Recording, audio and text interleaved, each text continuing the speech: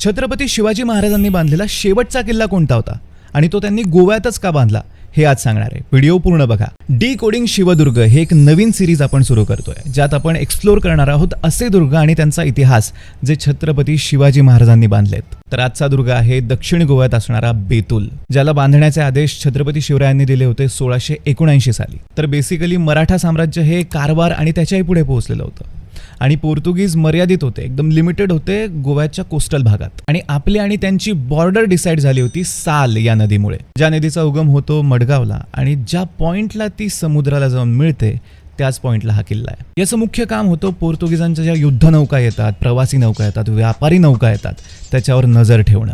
म्हणजे तुम्ही इमॅजिन करा, पोर्तुगीजांच्या सगळ्या हालचालींवर एकदम बारीक नजर ठेवली जायची. आणि माझी खात्री आहे पोर्तुगीज या किल्ल्याकडे बघून चळाचळा कापत असतील. आणि याचं महत्त्व लक्षात घेऊन, हे विजन समोर ठेवून छत्रपती शिवरायांनी हा किल्ला बांधण्याचे आदेश दिले. मग बल्लीच्या हवालदारांनी 1679 साली हा दुर्ग बांधला. आणि काही इतिहासकार असेही म्हणतात की कदाचित हा छत्रपती शिवरायांनी बांधलेला शेवटचा किल्लाही असू शकतो. त्यामुळे लक्षात ठेवा, गोव्याला जाताल तेव्हा पार्टी करा, मजा करा, सगळं करा, पण गोव्यातला इतिहास सुद्धा समजून घ्या आणि बेतूलचा किल्ला नक्की बघा. अजून कुठले किल्ले आणि दुर्ग आपण या सिरीजमध्ये एक्सप्लोर केले पाहिजेत कमेंट्समध्ये सांगा.